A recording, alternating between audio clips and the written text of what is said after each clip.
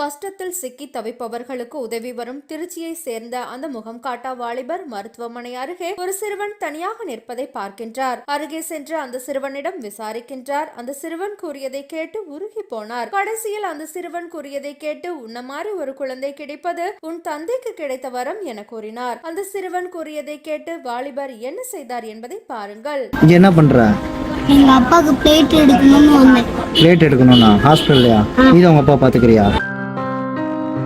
எங்க அம்மா வேற ஒருத்தங்க கூட போயிட்டாங்க. யார் உங்க அப்பா பாத்துக்கிறா? நானு. சாப்பாடு உனக்கு கொடுத்தா ஏன் உங்க அப்பா கேக்குற? எங்க அப்பா தான் எனக்கு பிடிக்கும். அப்பா தான் உனக்கு பிடிக்குமா? இப்போ உனக்கு சாப்பாடு வேணாமா? நான் எங்க அப்பாட்ட கொடுத்துட்டு தான் சாப்பிடுவேன். உனக்கு சாப்பாடு தரேன், உங்க அப்பாவுக்கு சாப்பாடு தரேன். சரியா? ஓகேவா? போய் சாப்பிட்டே இரு. அண்ணன் வந்து பாக்குறேன்னு சொல்லு உங்க அப்பாவை. சரியா? இருந்து அவங்க அப்பாவுக்கு பாத்ரூம் வந்துச்சுன்னா வீல் சேர்ல குறைச்சி தள்ளிட்டு போறது வருது எல்லாமே இவன் தான் பாத்துக்கிறேன். இந்த பையன் தான் பாத்துக்கிறேன். பையன் தான் பாத்துக்கிறேன். என்ன வயசுல ஆகுது உனக்கு? 7 வயசு. சொல்ல போனீங்கன்னா காலே கழுவி விடுற அளவுக்கு அவன் அந்த அளவுக்கு அவன் தான் பாத்துக்கிறான். அவன் சொந்தக்காரன் யாரும் இல்லையா? சொந்தக்காரங்களாம் யாருமே இல்லையா? எங்க மாமா இருக்காங்க, அங்க போயிட்டாங்களா? வரப்ப நான் அவங்க அப்பாவை பாக்குறேன். அந்த வாலிபர் அதோடு கேட்டுவிட்டு சென்று விடவில்லை. சொன்னது போன்றே அடுத்த நாள் அந்த சிறுவனின் தந்தையை சந்திக்கின்றார். இந்த 2 கையால நான் யாருக்குமே பாவம் செய்யல, புண்ணியம் தான் செஞ்சிருக்கேன். கர்ப்பிணி பொண்ணுக்கு பிளட் கொடுத்தேன். அவங்க இன்னைக்கு நல்லா இருக்காங்க குழந்தையோட. கடவுள் புண்ணியத்துல என் பிள்ளை இருக்கானா என்னாலும். சார் இந்த கொரோனா டைம்ல இந்த கையால க்ளோஸ் போடாமலே மோசம் நல்லேன். டைரக்டர் என் பையனை உட்கார வச்சுட்டு மோசம் நல்ற. 3 வயசு என் பையனுக்கு. என் பையன் இப்படியே நான் வந்து உட்காருப்பா அப்படின்னா வாடகை அள்ளுப்பா அப்படின்னா அள்ளிட்டே இருக்கேன். என் பையன் பாக்குறான், இல்லடா அப்பா பீடுறதையா எல்லாத்துக்கும் அள்ளிட்டேன். பயப்படாருண்ணா. இன்னைக்கு கொரோனா இதுல வேற டயர்ட 68 கிலோ இருந்தேன். என் 2 வயசு பையன் ஜட்டி எனக்கு சேர்ந்துச்சு. வயிறார நீங்க 2 பேரும் சாப்பிடணுங்கிறக்காக தான் செஞ்சு எடுத்துட்டு வந்தது. சாப்பிடுங்க, முதல்ல சாப்பிடுங்க. லஞ்சம்லாம் வாங்க கூடாதுப்பா. சரிட்டா? சரிப்பா, அப்பா ஏதாவது தப்பு பண்ணா காப்பாத்துவியா? ஜெயில பிடிச்சு ஒரு வாட்டி மன்னிப்பம்பா, 2 வாட்டி மன்னிப்பா, அப்புறம் 3ஆம் வாட்டி என்கவுண்டர்ல போட்டு வைப்பாங்க. சூப்பர்.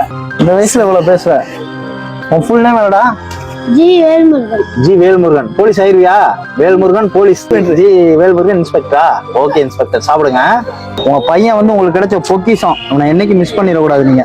சார் என்னைய திட்டக்கிட்ட ஒரு 3 உயிர்ல இருந்து என்னை காப்பாத்துறது கடவுள் சார்.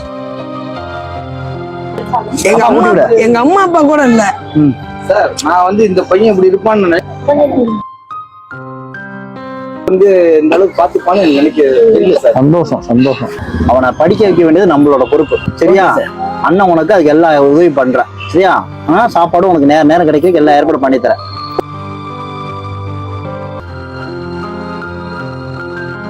அவன் வருத்தப்பட்டதுக்காக நான் எனக்கு என்ன செய்யறேன்னு தெரியல. இது வந்து உங்க செலவுக்கு வச்சுக்கோங்க. இந்த ஹாஸ்பிட்டல் இருந்து போற வரைக்கும் எங்க செலவுக்கு யூஸ் பண்ணிக்கோங்க. அவன் சாப்பிடலன்னு சொன்னா எனக்கு மனசு, அதனால நீ வீட்டுல இருந்து செஞ்சு எடுத்து வந்துருக்கேன். வயிறார சாப்பிடுங்க. சரி, தொல்ல வச்சுக்கோங்க. இந்த சிறு வயதில் என்ன ஒரு பாசம், பொறுப்பு. அந்த குழந்தையின் வயது சிறியதாக இருக்கலாம், ஆனால் அவனது பொறுப்பும் தனது தந்தைக்கு ஒரு தாயை போன்று அவன் காட்டும் அன்பும் பாசமும் மிக பெரியது. ஒரு அண்ணனாக இருந்து உன்னை படிக்க வச்சு போலீஸ் ஆக்குறேன்ப்பா, நீ கவலைப்படாத தம்பி என அந்த முகம் காட்டா வாலிபர் கூறியது இந்த காணொளியை பார்த்த பலருக்கும் மன நிம்மதியை கொடுத்திருக்கும். வாலிபர் செய்த உதவியும் சிறிய வயதில் அந்த சிறுவனின் பொறுப்பும் பாசமும் பலரையும் நெகிழ வைத்துள்ளது.